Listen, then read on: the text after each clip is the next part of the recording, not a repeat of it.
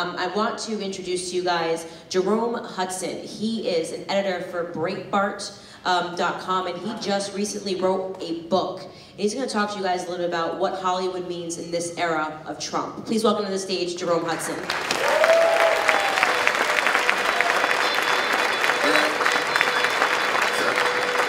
Thank you. Please keep going.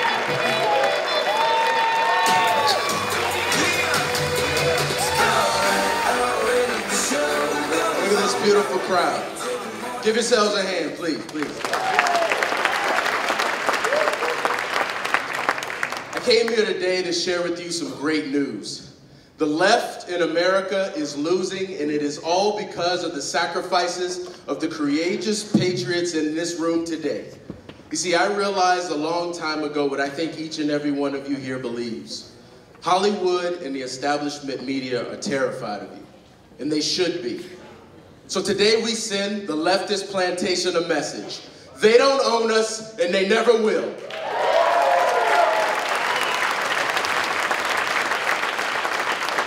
Now, before we get started, please let us hear it for the amazing Candace Owens. We are so blessed to have her help lead this movement for freedom. Not only does she not run from the leftist mobs, but she runs toward them. Now, as it was mentioned, I do have the great privilege to serve as the entertainment editor at Breitbart News. You know, our founder, Andrew Breitbart, famously said that politics is downstream from culture. Now, what does that mean? Well, it means that popular culture drives politics, not the other way around. Take gay marriage. Will and Grace had a lot more to do with creating the climate for gay marriage than any politician. Or the transgender movement. Caitlyn Jenner popularized transgender politics way long before any member of Congress. Think about your family, your friends, the celebrities that they follow on social media pound their heads daily with leftist messages. It's why your voice on social media is so important. You have a megaphone in your pocket that empowers you to fight back. Long before the social media movement in America exploded, Andrew Breitbart used to hold up his phone at rallies just like this one and tell the audience to harness their power as citizen journalists. See, you're more powerful than you realize, and so the establishment has to silence you. You see, they know that you're dangerous because you're vocal.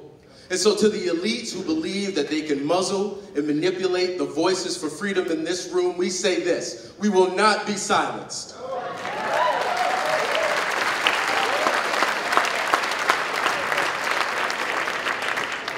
You know, people ask how a kid like me from Savannah, Georgia became conservative. Yes, I know. See, unlike you, I didn't have a Blexit movement to open my eyes. Instead, I had books by the great Thomas Sowell. People like Shelby Steele, John McWhorter, Angela McGlowan, and Larry Elder.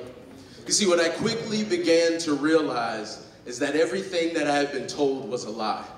I realized that Barack Obama and Maxine Waters, Al Sharpton, and Jesse Jackson were all victimhood vendors. You see, they said America was racist.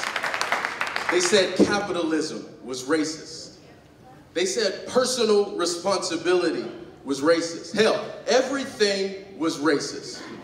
And so to the race hustlers, we say this: you had your chance, you did not tell the truth, and now we will.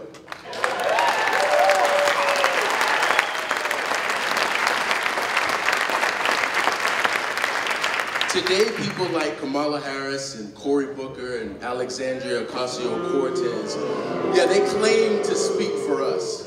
But that's not happening, not on our watch, because we believe in an America that puts its citizens first, not last. We believe in an America that offers its people a hand up, not handouts. And we believe in an America where citizens shape their own destinies, not globalist elites who put their left-wing agenda before the needs and the values of working Americans.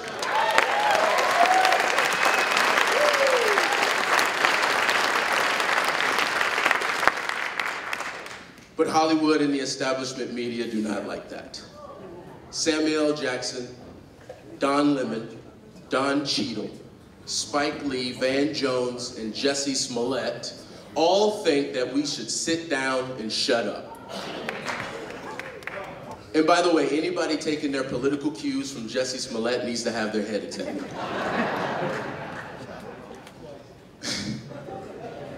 Twice, yes. But see, they think they own us. They think we're too stupid to think for ourselves. That's why they attack me and Breitbart News.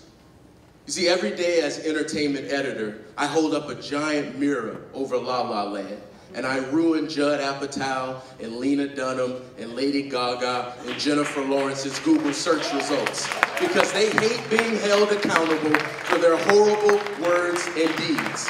But that doesn't stop them from lecturing us, now does it? You see, Hollywood lectures us about our carbon footprint while they fly around the world in carbon-spewing private jets. Hollywood preaches feminism while the land of Harvey Weinstein brutalizes women. They tell us that guns are evil, but that doesn't stop them from making millions by featuring guns in their movies. They want our Second Amendment rights destroyed while they walk around under the protection of armed bodyguards. See, these elites want the voices for freedom in this room silenced and suppressed, both on your social media and on your college campuses. But today we have a message for them. You can try to hold us down, but you will never shut us up. They say we are in the sunken place, but it is the left-wing Hollywood that's in the sunken place.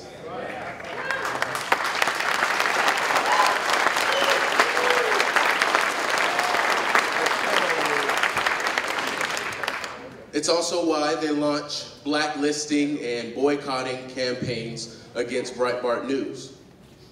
A newsroom that, according to the New York Times, has a fanatical advocacy for Israel.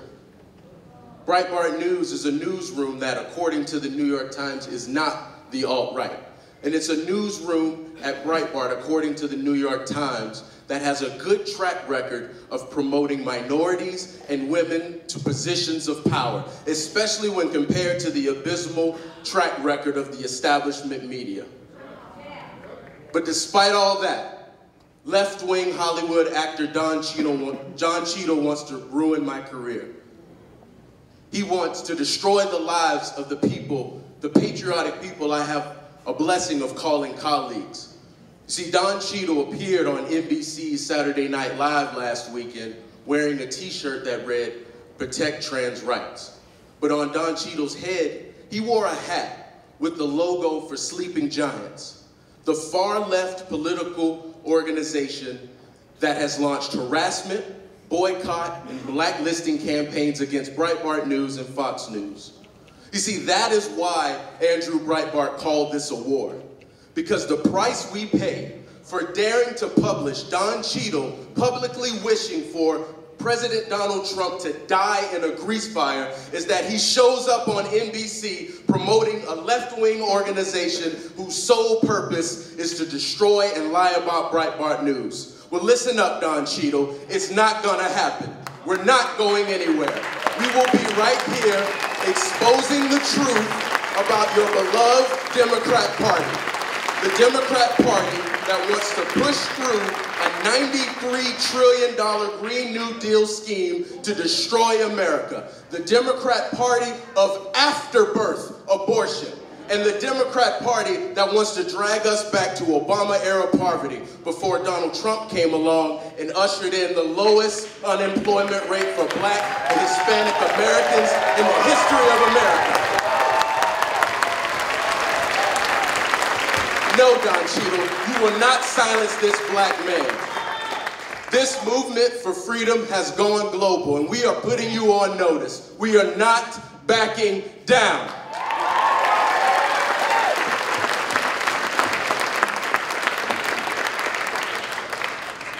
So what is Blexit's role in all of this, and how can you all help free more minds? I have 3 suggestions. First of all, love and support each other's journeys. Connect and mobilize in your communities and on social media.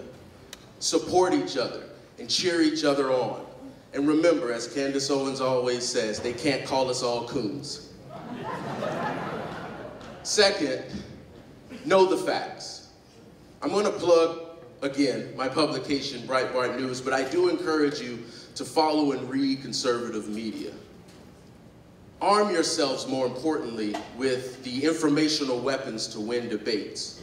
And lastly, as Andrew Breitbart said, be happy warriors. I'm going to tell you personally, there is nothing that pisses off the left more than a happy white, brown, or black conservative activist. Have fun on social media, but inspire, but do it from a smart perspective.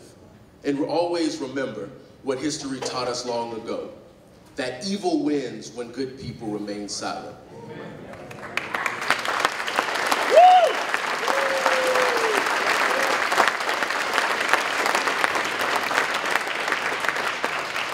In closing, I am reminded of that famous moment in history during the Civil War, right after Lee surrendered at Appomattox. Abraham Lincoln was walking with a black troop of cavalry on their way to Richmond. And newly liberated slaves were so overjoyed that they began to kneel at Lincoln's feet.